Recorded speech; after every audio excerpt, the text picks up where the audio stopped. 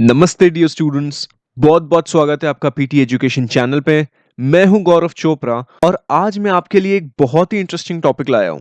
हम आज बर्गरनॉमिक्स के बारे में बात करने वाले हैं। क्या आपने कभी सोचा है कि मैकडॉनल्ड्स का बर्गर वो एक इकोनॉमिक इंडिकेटर के रूप में हो सकता है? Anyone heard of it? ये सेशन हम इसके बारे में ही चर्चा करने वाले हैं कि कौन सा मैकडॉनल्ड्स का बर्गर हम as an economic indicator use कर सकते हैं एंड उसके इनसाइट्स क्या निकल के आ सकते हैं। बर्गोनॉमिक्स का मतलब क्या होता है, इसके नफे नुकसान, हम सब कुछ इस सेशन में चर्चा करने वाले हैं। तो मैं चाहता हूं कि आप आते ही इस सेशन को लाइक कीजिए, शेयर कीजिए एंड कमेंट कीजिए। मेरे साथ अब आप इस वीडियो के एंड तक बने रहिए, ठीक है? तो शुरू करें। ऑल राइट, तो चलिए आगे बढ़ते हैं।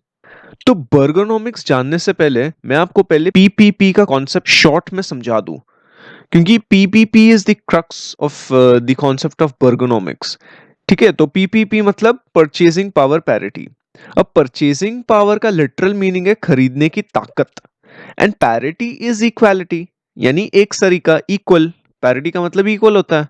तो परचेजिंग पावर पैरिटी हमें यह बताता है कि अगर हम यूके में चीजें खरीदते हैं, से 10 चीजें खरीद ली, एंड ये हमें पाउंड में ही खरीदनी पड़ेगी बिकॉज यूके की वहां पे ऑफिशियल करेंसी पाउंड है। तो ये चीजें हमें इंडिया में भी उतने ही प्राइस में मिलनी चाहिए अगर हम पाउंड को रुपया में कन्वर्ट करें तो। समझ रहे हो? जैसे से फॉर एग्जांपल 10 चीजें 10 पाउंड में आई, एंड अगर एक पाउंड 100 रुपया चल रहा है, तो वही 10 चीजें हमें 1000 रुपए में मिलनी चाहिए, क्योंकि एक पाउंड तो 100 रुपया है। तो 10 चीजें मतलब 10 इंटू 100, 1000। 1000 से कम नहीं और 1000 से ज्यादा भी नहीं। इस केस में फिर जो एक्सचेंज रेट है, 1 पाउंड इज 100 रुपीज वाला, this exchange rate reflects the purchasing power parity. समझ रहे हो? अगर 1000 से ज्यादा या कम में है तो फिर वो पैरिटी नहीं होता, वो डिस्पैरिटी कहते हैं। अब इसे लॉ ऑफ वन प्राइस से भी रेफर किया जा सकता है। लॉ ऑफ वन प्राइस क्या कहता है? लॉ ऑफ वन प्राइस ये कहता है कि in theory same goods and services या सेम एसेट एंड कमोडिटी की प्राइस हर एक मुल्क में सेम होनी चाहिए। ठीक है? अगर यहाँ पे स्टील 100 रुपए में बिक रहा है, तो यूके में भी 100 रुपए के हिसाब से ही बिकना चाहिए, यानी 1 पाउंड में वहां पे स्टील बिकना चाहिए। एक एक रफ एग्जांपल दिया मैं, don't quote me on this. तो law of one price basically कुछ चीजें अज्यूम करती है, जैसे ये फ्रिक्शनलेस मार्केट में ऑपरेट करते हैं। अब फ्रिक्शनलेस मार्केट में ट्रांजैक्शन कॉस्ट नहीं होते, there are no legal restrictions, there is no transportation cost, currency exchange rates are same, and there is no price manipulation by buyers or sellers। समझे? तो ये फ्रिक्शनलेस मार्केट का concept होता है। तो पीपीपी का बेसिक कॉन्सेप्ट यही होता है कि तुम्हारी कंट्री की करेंसी की ताकत उतनी ही होनी चाहिए जितनी बाहर के कंट्रीज के करेंसी की ताकत होती है, इन थियोरी। अब रियलिटी में तो ऑफ कोर्स ऐसा होता नहीं है बिकॉज ऑफ वेरियस रीजंस।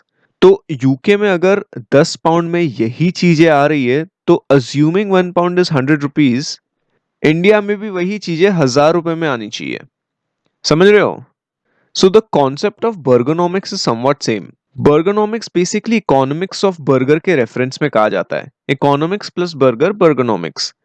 ये नाम बिग मैक इंडेक्स से आता है। Big Mac index basically the Economist magazine है ना, उसके द्वारा पब्लिश किया जाता है। तो ये इंडेक्स साल में 2 बार तो पब्लिश होता ही है, एक जैन में होता है और एक जुलाई में होता है। एंड ये इंडेक्स फर्स्ट 1986 में पब्लिश किया गया था द इकोनॉमिस्ट पत्रिका के द्वारा ही। बर्गोनॉमिक्स बेसिकली परचेसिंग पावर पैरिटी पे ही बेस्ड है, जो हमने पिछले स्लाइड्स में समझा। एंड ये हमें करेंसी के under valuation and over valuation के बारे में बताता है। यानी ये बर्गर के प्राइसेस को इस्तेमाल करके हमें ये पता चलता है कि करेंसी ओवर वैल्यूड है या अंडर वैल्यूड है। तो हम जानेंगे ये कि कैसे ये चीज हम समझ में आती है, हम टेक्निकलिटीज के बारे में पढ़ने वाले हैं। बट अभी के लिए आप इतना समझ लो कि बिग मैक बर्गर जो मैकडॉनल्ड्स का बहुत मशहूर बर्गर है, वो currency valuation and currency devaluation को समझने में मदद करता है। इंडिया में तो खैर ये महाराजा मैक के नाम से बेचा जाता है, क्योंकि बाकी कंट्रीज में बिग मैक बर्गर में बीफ बिकता है। इंडिया में सेंटीमेंट को मद्देनजर रखते हुए बीफ की जगह चिकन बेचा जाता है, इसीलिए यहाँ पे महाराजा मैक बेचते हैं। समझे? अब मैकडॉनल्ड्स का मैक ही क्यों चुना गया इस चीज के लिए, ये करेंसी वैल्यूएशंस को इंटरप्रेट करने के लिए? Big Mac is considered to be a perfect universal commodity. मतलब ऑलमोस्ट 120 कंट्रीज में ये चीज बिकती है, बहुत मशहूर है, बहुत फेमस है, इसकी अच्छी खासी डिमांड भी है, एंड मोर इम्पोर्टेंटली ये सेम क्वालिटी का विद सेम स्पेसिफिकेशंस में बिकता है ना? क्योंकि आप अगर मैकडोनल्ड्स का बिजनेस मॉडल देखोगे तो उसमें सिस्टम्स एंड प्रोसेसेस एकदम अच्छे से रची हुई है। वो सिस्टम्स एंड प्रोसेसेस को फॉलो करना पड़ता है हर एक शॉप को, तो एक ग्लोबल कंपैरिजन इसमें पॉसिबल हो जाता है। ऑफ कोर्स कुछ कुछ केसेस में कुछ कुछ कंट्रीज में ऑल्टरेशन करते ही है, जैसे इंडिया में, लेकिन मोटा मोटा ये यूनिवर्सल कमोडिटी है, इसीलिए मैकडोनल्ड्स का बिग मैक इस्तेमाल किया जाता है, समझे? एंड जो होम करेंसी है यूएस डॉलर, वो बेस करेंसी यूज की जा सकती है। अब इसे कैलकुलेट कैसे किया जाता है एंड इसका इंटरप्रिटेशन कैसे करते हैं? सो बिग मैक इंडेक्स दो मेथड यूज करता है in order to understand the valuation of the currencies. Big Mac index uses two index, पहला है रॉ इंडेक्स एंड दूसरा है GDP adjusted index. So first आता है रॉ इंडेक्स पे। रॉ इंडेक्स बहुत सिंपल है। Say for example Big Mac US में $5 का मिल रहा है एंड चाइना में वही बिग मैक 20 युआन का मिल रहा है, तो इसका रेशियो कितना हुआ? 1:4, है ना? 5/20, जैसे ये यहाँ पे दिया हुआ है। तो 1:4 यानी $1 is supposed to be 4 yuan if we consider the raw index, but originally yuan कितना है? 6.4 yuan है। $1 is 6.4 yuan। तो yuan is undervalued, यानी इसकी असली वर्थ तो 4 yuan ही है, बट ये 6.4 yuan पे जाके बैठा है। तो आप समझ रहे हो कि ये अप्रिशिएट होना चाहिए, दिस इज अंडरवैल्यूड। अगर हम दूसरे मेथड की बात करें तो ये है जीडीपी एडजस्टेड इंडेक्स। अब कैसा होता है ना कि हर एक कंट्री की लेबर कॉस्ट अलग रहती है। इंडिया जैसे लेबर इंटेंसिव कंट्री में या लेबर तो चीप ही रहेगा रिलेटिव टू वेस्ट, जहाँ पे लेबर एक्सपेंसिव रहता है। Then there are barriers to migration and trade which eventually undermines the purchasing power parity. तो ये प्रॉब्लम को एड्रेस करने के लिए Big Mac index GDP adjusted index use करता है। अब इसमें क्या होता है कि बिग मैक की prices and GDP per person का रिलेशनशिप लिया जाता है, तो इन दोनों में एक line of best fit draw की जाती है एंड ये लाइन ऑफ बेस्ट फिट सभी कंट्रीज को मद्देनजर रखते हुए बनाई जाती है। Now we won't go in detail about how this line of best fit is drawn, फिर वो स्टैटिस्टिक्स एंड इकोनोमेट्रिक्स का पार्ट आ जाएगा, so we won't go into detail about that for now. बस आप इतना याद रख लो कि line of best fit is use to calculate the predicted price. इसकी मदद से हर कंट्री का प्रेडिक्टिव प्राइस निकाला जा सकता है and then it is compare to the actual price. फिर पता लगता है कि करेंसी ओवर वैल्यूड है या अंडर वैल्यूड है। Say for example predicted price एक कंट्री में $4 है एंड दूसरे कंट्री में जो हम कंपैरिजन में ले रहे हैं वो $8 है, तो इसका रेशियो है डबल, 1:2। अब मार्केट प्राइस भी ऐसे रेशियो में ही होना चाहिए। मार्केट प्राइस अगर उसी कंट्री में, कंट्री 1 में $5 है एंड कंट्री 2 में $7 है, तो ये साफ साफ 30% का अंडर वैल्यूएशन है, बिकॉज कंट्री 2 में $10 होना चाहिए। तो इस तरीके से ये जीडीपी एडजस्टेड इंडेक्स के माध्यम से हम ओवर वैल्यूएशन और अंडर वैल्यूएशन का कॉन्सेप्ट समझा जा सकता है। ठीक है, अब अगर हम 2020 जुलाई के मैक इंडेक्स की बात करें तो कुछ ये ऐसे आंकड़े निकल के आते हैं। यहाँ पे सबसे ज्यादा undervalued South African rand निकल के आता है, ये जो आप यहाँ पे देख रहे हो, एंड सबसे ओवर वैल्यूड ये नीचे स्विट्जरलैंड की करेंसी निकल के आती है, स्विस फ्रैंक, देख रहे हो ये, एंड अपना इंडिया यहाँ पे है इधर। तो स्पेसिफिकली इंडिया का रॉ इंडेक्स देखे तो इंडिया में बिग मैक यानी महाराजा मैक ₹190 में मिलता है, यूएस में $5.71 में मिलता है। तो इम्प्लाइड एक्सचेंज रेट क्या होना चाहिए? 190 डिवाइडेड बाय 5.71, जो कि 33.27 निकल के आता है, यानी $1 is suppose to be 33.27, but आज के तारीख में $1 कितना है? ₹75 है, ₹75 के आसपास है, but according to Big Mac index 33.27 rupees होना चाहिए। So Indian rupees undervalued by 55.7% as per the raw index. ठीक है, अब अगर हम जीडीपी एडजस्टेड इंडेक्स से देखें तो a Big Mac should cost 48% less and eventually this suggest that the rupees undervalued again. समझ रहे हो?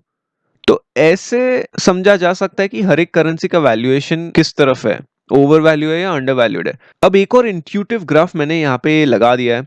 इस तरफ तीन चीजें हैं, मार्केट एक्सचेंज रेट के हिसाब से जीडीपी जो कि इंडिया का 2 ट्रिलियन के आसपास है, बिग मैक के हिसाब से 6 ट्रिलियन के आसपास है, जिसे पैटी पैरिटी भी कहा जाता है। एंड परचेजिंग पावर पैरिटी तो हम सब जानते ही है, GDP of India by purchasing power parity is close to 11 trillion dollars.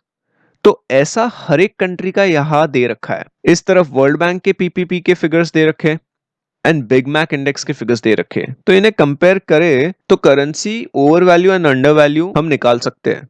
ठीक है, सो ये इंडेक्स का पर्पस क्या है? So this index is supposed to give an idea in which direction the currency should be in theory, where it is heading in long run. ये एक rough estimate है because the price takes into account the non-tradable service cost such as rent and labor cost, जो हर country में अलग ही होता है। And by the way, this index was never intended to be a precise indicator. ठीक है, ये बस एक टेक अवे गाइड के हिसाब से समझ लेना कि where the currency is heading in the long run, if the currencies are at correct long run level or not, तो take it as a pinch of salt. अच्छा, अब बिग मैक इंडेक्स के भी वेरिएशंस निकल के आते हैं। UBS wealth management ने ऐसे फिगर्स निकाले हैं जिसमें पता लगता है कि हाउ मच आज on an average a worker must earn enough to buy a Big Mac. सबसे कम आपको हांगकांग में लगेगा, 8.6 मिनट्स में आप एक बिग मैक खुद के लिए कमा सकते हो। फिर आता है लक्समबर्ग जो कि 10.3 मिनट्स, देन जापान, फिर Switzerland, US and then again Switzerland, Geneva. And सबसे ज्यादा टाइम आपको केनिया में लगेगा, नैरोबी में। एक बर्गर कमाने के लिए आपको 172.6 मिनट्स लगेगा, यानी 3 घंटे के आसपास। जहाँ पे हांगकांग में 8.5 मिनट में तुम एक बर्गर कमा सकते हो, नैरोबी में 3 घंटे के आसपास आपको एक बर्गर कमाने के लिए काम करना पड़ेगा। Then you have Philippines, then Mexico, Indonesia, Egypt and Ukraine. ठीक है, तो ये 6 स्लोएस्ट अर्न्ड देश है जहाँ पे हमें पता लगता है कि on an average how much hours a worker must earn in order to earn a Big Mac. समझा ये चीज? आप कमेंट सेक्शन में मुझे बताओ कि आपको ये चीज समझी या नहीं। अब दोस्तों, बिग मैक इंडेक्स जैसे ही स्टारबक्स कॉफीज का इंडेक्स होता है, एप्पल आईपॉड्स का होता है, आइकिया बिली बुक शेल्फ्स का होता है एंड और भी बहुत सारे होते हैं जो ये सेम चीज सेम कॉन्सेप्ट पे बेस्ड है। ठीक है, अब इसके कई एडवांटेजेस है ये बिग मैक इंडेक्स के। पहला है, जिन मुल्कों में रिलायबल इंडेक्सेस रिलीज नहीं किए जाते वहां वो ये बिग मैक इंडेक्स यूज किया जा सकता है। There is a chance that government might have manipulated the data, right? तो बिग मैक इंडेक्स की मदद से इन्फ्लेशन की लेवल समझी जा सकती है। फॉर एग्जाम्पल 2010 और 2012 के बीच में अर्जेंटीना में इन्फ्लेशन खूब अंडरस्टेट करके निकाला जाता था, खूब अंडरस्टेट करके पब्लिश किया जाता था।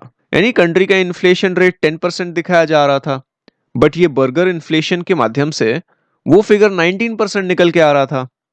सो दिस एक्चुअली हेल्प कि इन्फ्लेशन किस तरफ जा रहा है।